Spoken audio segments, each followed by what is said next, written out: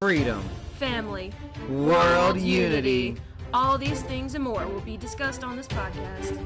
real stories, real people, real debates. On this podcast, we like to express our freedoms and talk about anything and everything goes. Like freedom, family is important to us, and anybody that is listening, watching, or coming on the show as a guest star are all considered part of the greatest family to ever bless the solar system, the human race. No matter who you are, where you come from, you will always have a voice here on this podcast. We like to flex our First Amendment, where all speeches and opinions are accepted for the right of freedom of speech.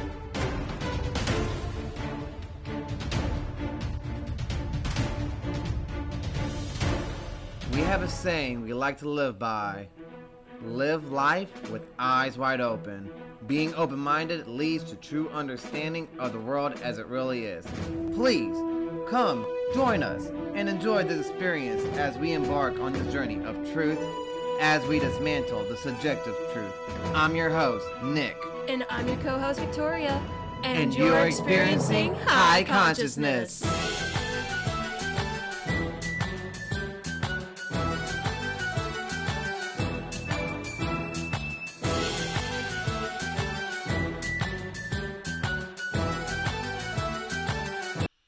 Disclaimer.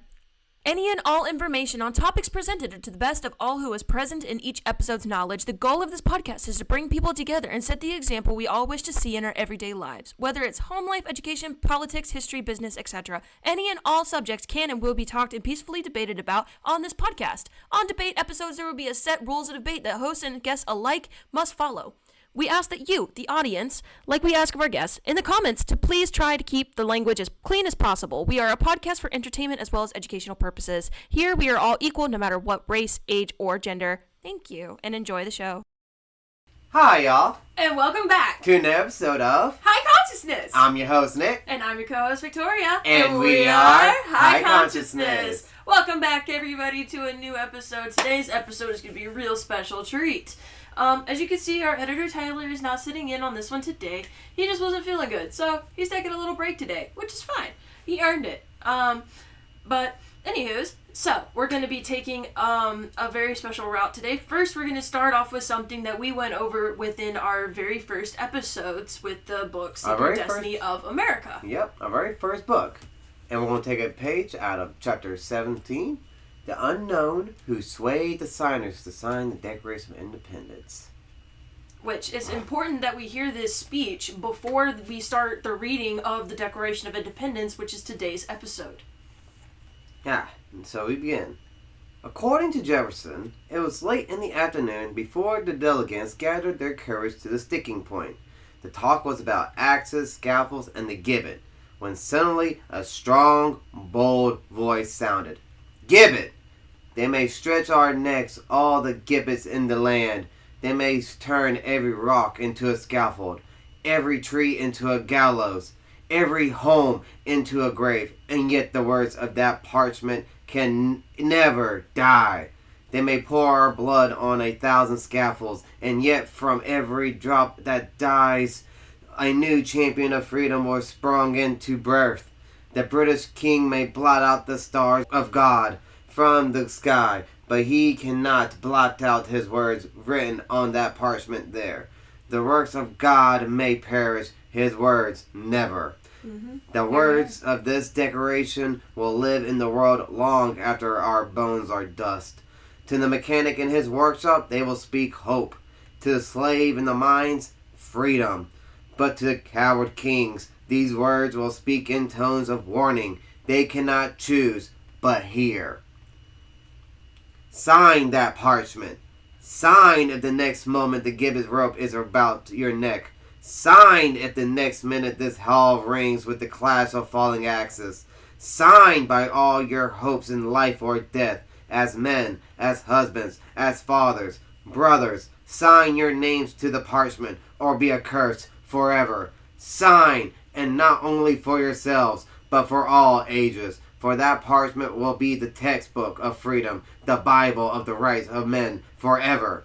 Nay, do not start and whisper with surprise. It is truth. Your own hearts witnessed it. God proclaims it. Look at this strange band of exiles and outcasts, suddenly transformed into a people, a handful of men, weak in arms, but mighty in godlike faith. Nay, look at your recent achievements, your Bunker Hill, your Lexington, and then tell me, if you can, that God has not given America to be free. It is not given to our poor human intellect to climb to the skies and to pierce the counsel of the Almighty One. But methinks I stand among the awful clouds which veil the brightness of Jehovah's throne. Methinks I see the recording angel come trembling up to that throne and speak his dread message. Father, the old world is baptized in blood. Father, look with one glance of thine eternal eye, and behold evermore that terrible sight. Man trodden beneath the opposer's feet, nations lost in blood, murder, and superstition, walking hand in hand over the graves of the victims, and not a single voice of hope to man. He stands there, the angel trembling with the record of human guilt. But hark! The voice of God speaks from out the awful clouds. Let there be light again. Tell my people, the poor and oppressed, to go out from the old world, from oppression and blood, and build my altar in the new. As I live, my friends, I believe that to be his voice. Yes, were my soul trembling on the verge of eternity, were this hand freezing in death, were this voice choking in the last struggle, I would still, with the last impulse of that soul, with the last wave of that hand, with the last gasp of that voice, implore you to remember this truth. God has given America to be free. Yes, I spank into the gloomy shadows of that grave with the last faint whisper. I would beg you to sign that parchment for the sake of... Those millions' very breath is now hushed in intense expectations as they look up to you for the awful words, "You are free." Then the unknown speaker fell exhausted into his seat. The delegates, carried away by enthusiasm, rushed forward. John Hancock scarcely had time to pen his bold signature before the quarrel was grasped by another. It was done. The delegates turned to express their gratitude to the unknown speaker for his eloquent words, for he was not there. Who was this strange man who seemed to speak with divine authority? Those solemn words gave courage to the doubters and sealed the destiny of the new nation.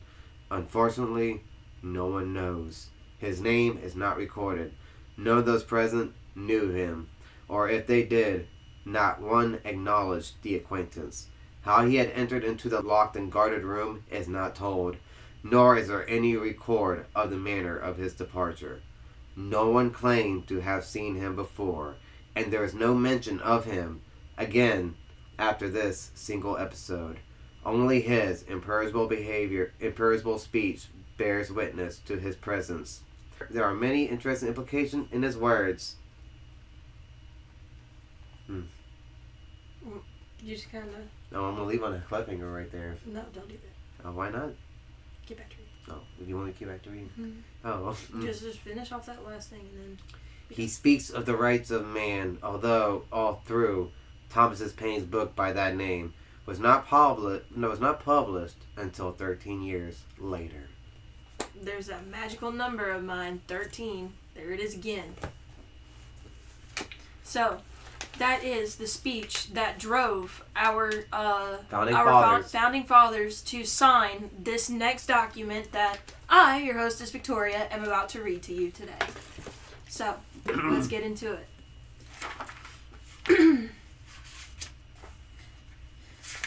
The Declaration of Independence, 1776. In Congress, July 4th, 1776. When in the course of human events it becomes necessary for one people to dissolve the political bands which have connected them with another, and to assume, among the powers of the earth, the separate and equal station to which the laws of nature and of nature's God entitle them, a decent respect to the opinions of mankind requires that they should declare the causes which impel them to the separation. We hold these truths to be self-evident, that all men are created equal, that they are endowed by their Creator with certain unalienable rights, that among those are life, liberty, and the pursuit of happiness. that to secure these rights, governments are instituted among men, deriving their just powers from the consent of the governed, that whenever any form of government becomes destructive of these events, it is the right of the people to alter or to abolish it, and to institute new government, laying its foundation on such principles and organizing its powers in such form as to them shall seem most likely to affect their safety and happiness. Prudence, indeed, will dictate that governments long established should not be changed for light and transient causes, and accordingly all experience hath shown that mankind are more disposed to suffer, while evils are sufferable, than to right themselves by abolishing the forms to which they are accustomed. But when a long train of abuses and usurpations, pursuing invariably the same object, evinces the design to reduce them under the absolute despotism, it is their right, it is their duty to throw off such government, to provide new guards for their future security.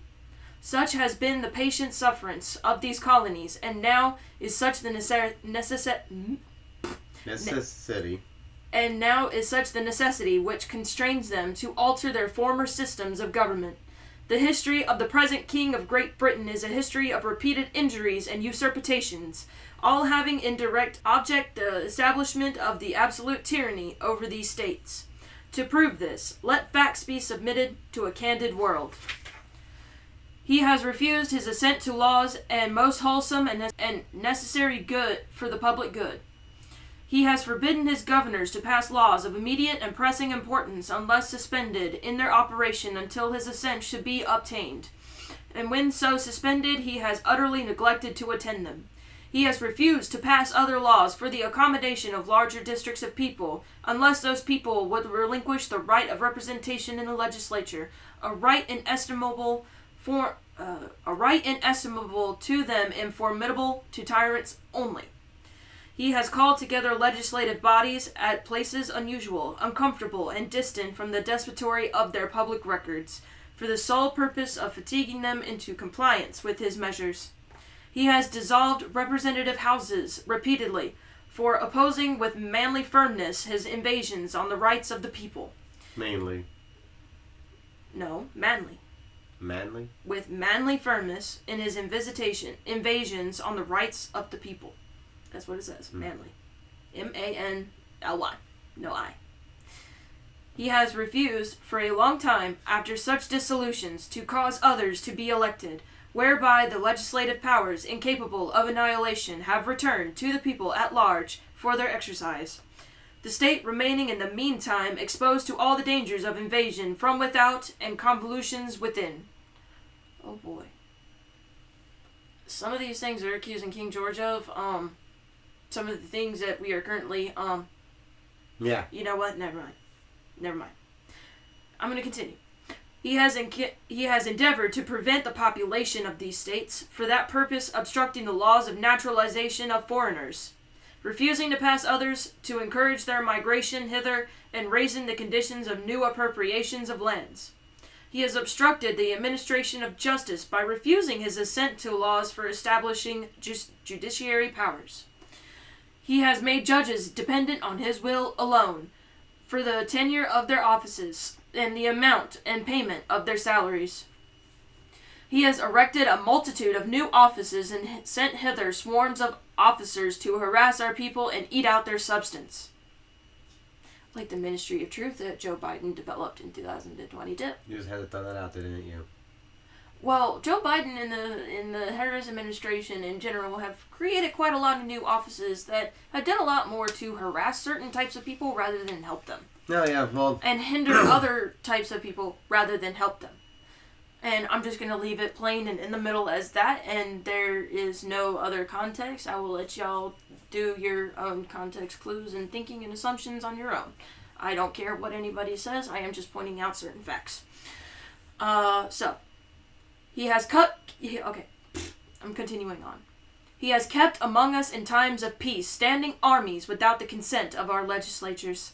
He has affected to render the military independent of and superior to the civil power.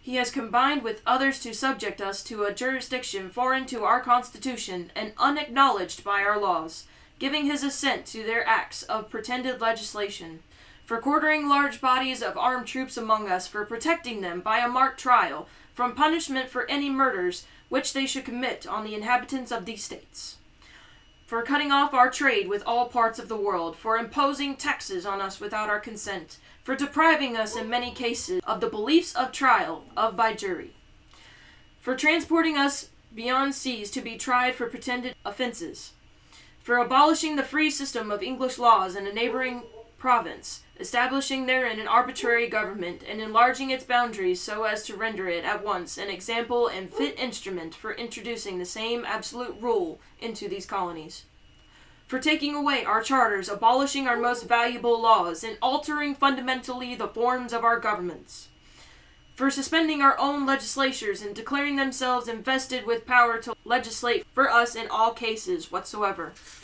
He has abdicated government here, and by declaring us out of his protection and waging war against us, he has plundered our seas, ravaged our coasts, burnt our towns, and destroyed the lives of our people.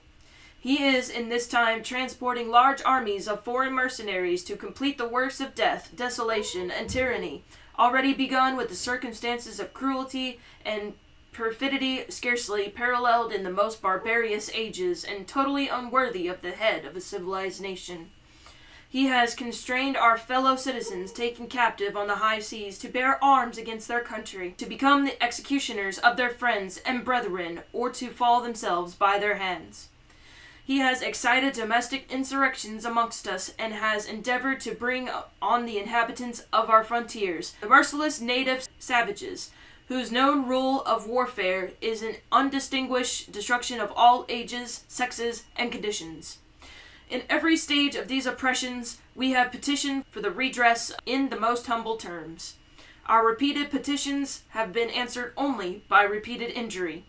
A prince whose character is thus marked by every act which may define a tyrant is unfit to be the ruler of a free people. Nor have we been wanting in attention to our British brethren. We have warned them from time to time of attempts by their legislature to extend the unwarrantable jurisdiction over us. We have reminded them of circumstances of our immigration and settlement here. We have appealed to their native justice and magnanimity.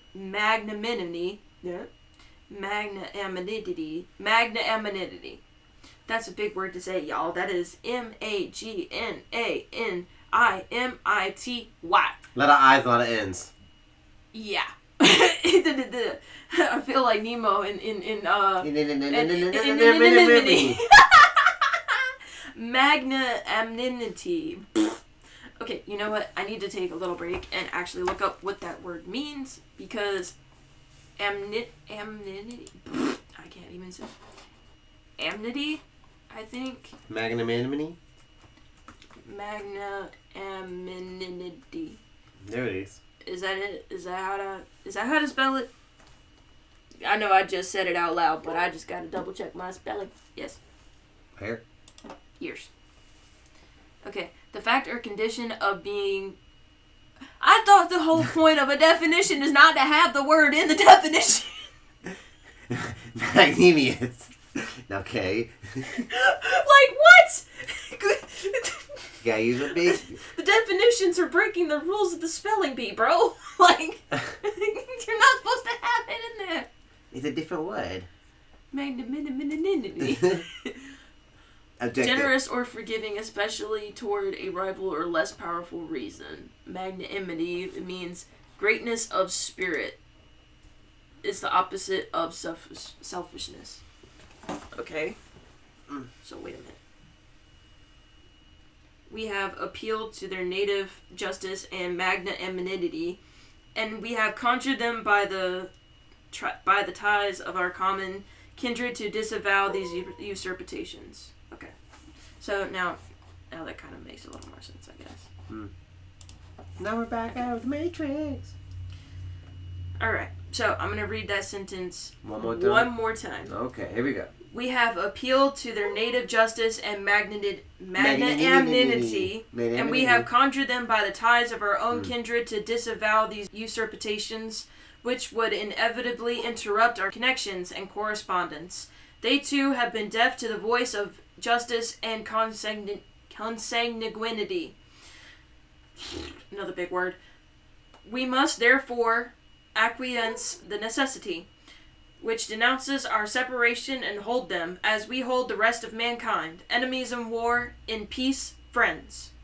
We, therefore, the representatives of the United States of America, in General Congress, assembled, appealing to the Supreme Judge of the world for the rectitude of our intentions, do, in the name and by authority of the good people of these colonies, solemnly publish and declare that these united colonies are and of right ought to be free and independent states, that they are absolved from all allegiance to the British Crown, and that all political connection between them and the state of Great Britain is and ought to be totally dissolved, and that as free and independent states they have full power to levy war, conclude peace, contract alliances, establish commerce, and to do all other acts and things which independent states may of right to do. And for the support of this declaration, on the protection of divine providence, we mutually pledge to each other our lives, our fortunes, and our sacred honor. And here are the ones that signed it. In Massachusetts, you have John Hancock, Samuel Adams, John Adams, Robert Treat Payne, Elbridge Jerry, or Gary. One of the two. It's Gerry. New York, William Floyd, Philip Livingston, Francis Lewis, and Lewis Morris. New Jersey, Richard Stockton, John Witherspoon, Francis Hopkinson, John Hart, Abraham Clark. Pennsylvania, Robert Morris, Benjamin Rush, Benjamin Franklin, John Morton, George Clymer, James Smith, George Taylor, James Wilson, George Ross. Virginia, George Wythe, Richard Henry Lee, Thomas Jefferson, Benjamin Harrison, Thomas Nelson Jr., Francis Lightfoot Lee, Carter Braxton. Maryland, Samuel Chase, William Paca, Thomas Stone, Charles Carroll of Carrollton. Carroll of Carrollton. Delaware, Caesar Rodney, George Reed, Thomas McKean, McKean. I'm sorry if I am butchering any of these. New Hampshire, Josiah Bartlett, William Whipple, Matthew Thornton. Connecticut, Roger Sherman, Samuel Huntington, William Williams, Oliver Wolcott. Rhode Island, Stephen Hopkins, William Ellery. North Carolina! William Hooper, Joseph Hughes, John Penn. South Carolina, Edward Rutledge, Thomas Hayward Jr., Thomas Lynch Jr., and Arthur Middleton. Georgia, Button Gwinnett, Gwinnet. Gwinnett. T. Gwinnett? Yeah, I think that's it. Button Gwinnett. Lyman Hall, George Walton. And those are the signers of our Declaration of Independence. Those are all those men were all swayed by the man that gave that speech that we heard at the very beginning of the episode. Yes. So, that is all for today's episode. We hope that you guys enjoyed it. And we shall continue in the Constitution next Monday with the start of the Articles of Confederation. Yep, the Articles of Confederation and Perpetual Union, which was passed in 1777, ratified in 1781. And that is the very first blueprints of the Constitution. Yep, fun fact. And our host Nicholas here will be the one reading that part out to y'all. So stay tuned for next Monday for the next episode of this one, which I cannot wait to see what, the building blocks of our Constitution were. I mean, the Declaration of Independence was like the first step. Now we're about to see the building blocks. Maybe we'll get shadows and echoes from the previous writings with Benjamin Franklin and the Silence Do Good letters. Maybe we'll get little bits and pieces. Just maybe. But alright, y'all. Y'all have a good day and a happy Magic Monday. Yep. Happy Monday, y'all, and have a good one.